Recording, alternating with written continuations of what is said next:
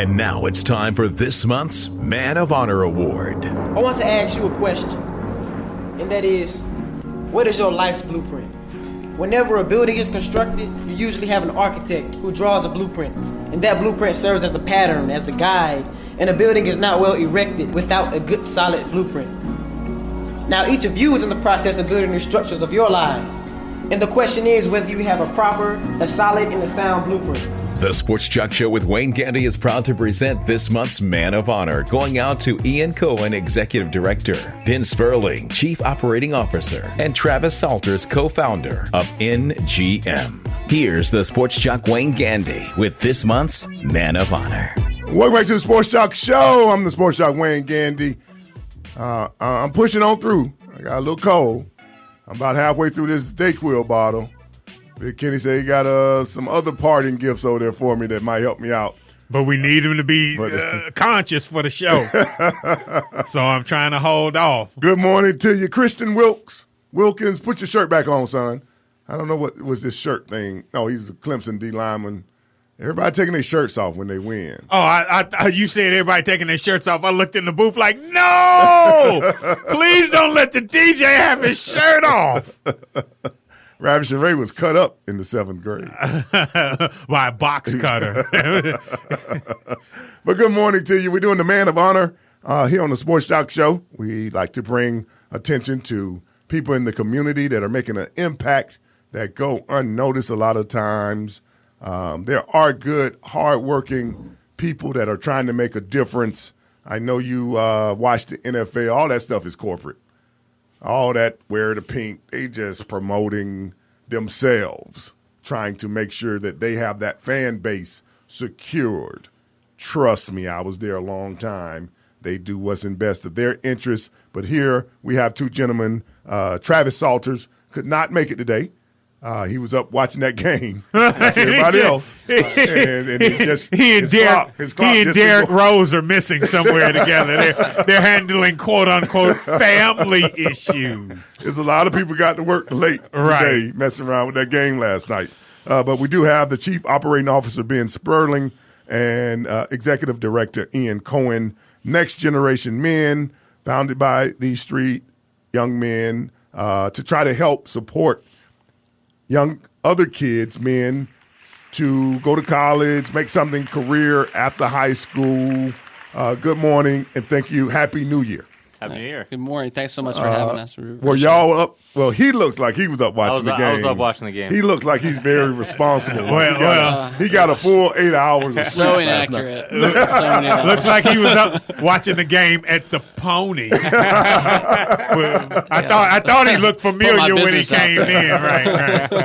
Right. Next Generation Men, tell us about it. What made you three decide to take this and try to make it and impact the young men of society today? Yeah, thanks again for having us this morning. Just to give you a little bit of our backstory. So myself, Ben, and Travis all actually used to be high school teachers here in Atlanta. I taught 9th, 10th grade social studies at Banneker High School down in South Fulton. Ben taught at Carver, and Travis taught at Thurl High School. And one of the things we noticed, having all gone to college and grown up in pretty good high schools ourselves, one of the things we noticed about a lot of our students while we were in the classroom was that they really didn't have the context and the experiences to understand why education was really relevant and important. You know, we spend so much time teaching world history or trigonometry, all these things that teach us skills that are important, but if you don't know what the skills are going to be for later on, then how are you going to be motivated to do well in the first place? You know, we had students who wanted to be doctors but had never heard of medical school. You know, students who wanted to be engineers but didn't know science and math, had anything to do with engineering. And as teachers, all we ever wanted to do was show them these things and have them understand the opportunities that lie ahead of them. But there really wasn't a way for us to do that. So we decided we saw a need. We wanted our students to experience more outside of the classroom. And so we decided to found Next Generation Men and give it a shot. I can contest to that because I always tell Big Kenny, so people will know that is a thing. Growing up, I was an outstanding football player, but the only two colleges I had ever really seen play football was FAMU and Bethune-Cookman. Right. So I thought those would be the two schools that recruited me. So I got all these letters from Notre Dame and Stanford and Auburn and Clemson and all these powerhouse schools. And I went in there and I told my coach, I said, Coach, man, I thought I was going to go play football. Right. FAMU hasn't sent me a letter yet. And he started laughing for about 10 minutes. He laughed and I didn't know why he was laughing. But I had never experienced anything. Nobody had talked about another. You mean there's another league?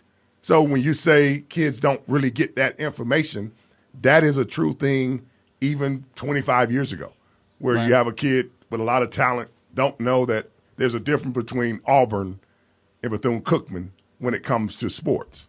Yep, absolutely. Let me ask you a question. Growing up in Chicago, I know that there were often people like yourself that aspired to expose young men from my neighborhood to different aspects of life and ways to succeed. But in my neighborhood, those things weren't popular.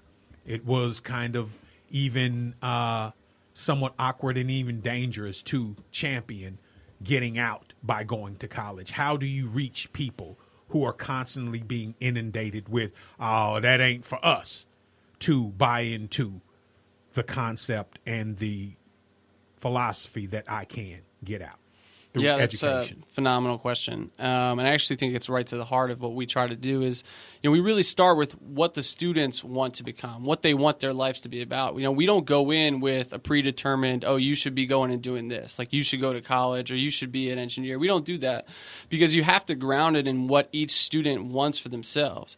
And the challenge becomes once they describe what they want, I want a successful career, I want a house with 2-car garage, I want to have a family, I want to have a car, all these things.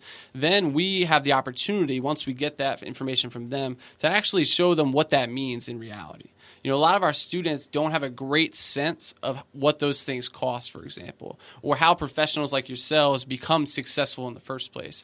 Our media and our culture oftentimes make it seem like you just wake up one day and you're a success. But for our students, what they need to understand and what we try to do by actually introducing them to people like yourselves and other professionals is hearing the real story where you slog it out every day. You work hard every single day, and eventually you achieve the things that you want.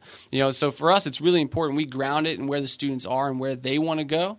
And then the rest of it is just by putting them in places to have that spark get ignited. You can never, we always say this, but you can never predict when a student's going to be inspired. You just can create as many opportunities to inspire them as possible, and then at some point, the light bulb will go off. Because what school do you suggest a kid goes to when you say, what do you want to do with life? And he go, I want to make bands, racks, shouty. And you be like, okay, how do you want to make them bands? Rubber band? No, bands, shouty, rack. I'm talking about bags. Racks of ribs? Bags, cuz. You know what it is. Bags of chips? Bags. Racks. Well, Ben. And then you go like, okay, man. Well, Ben, I'll let you answer this question. Do y'all invite the parents in? Because I am one of those people who really understand that telling the 15-year-old doesn't do anything if the mother or the father doesn't hear it as well to implement it at home. Yeah, parental involvement is kind of the key to everything. And we know the parents that we work with are the keys to success for the children. All parents are notified of our program. They know exactly what their student's up to, where they're going after school, 2-3 times a week. We have programs for them to come into. We understand that in the communities we're working with, a lot of the parents don't have the time to be at the school as much as they want to, especially when the students are in the high school age. But we found that, we've never had in the 3 years doing this a negative interaction with a parent. We start off every year, we're all on the same team, the parents, the teachers, us, we all have the same goal in mind. We're going to let the parents know of all the opportunities for them to get involved and just hope that they take advantage of as many of those opportunities as possible. But it all starts with the parents and that strong kind of family structure at home, and then kind of build out from there. Is there an age limit? What age group are you really specific with? So we work with high school young men and women now, actually. We just expanded, have our Next Generation Women program running. So it's 9th through 12th grade. Okay. Yeah. That time that they really need to realize, like I say, don't wait till you're a senior to look for a college scholarship. Yeah. You want to start as soon as you get to the high school. We'll go to break. We come back. See if they liked the game last night. They look like sports guys. Cool. So we'll go to break. We'll be back. More of the Sports Talk Show, 888-926-7562, 404-603-8770. As I said, bear with the Sports Talk for a day or two. The voice is getting a little tender with the cold weather here in I Atlanta. like a tender voice. Yes. Sit down, EJ. Sit down, EJ. We'll be back. More of the Sports Talk Show right after this.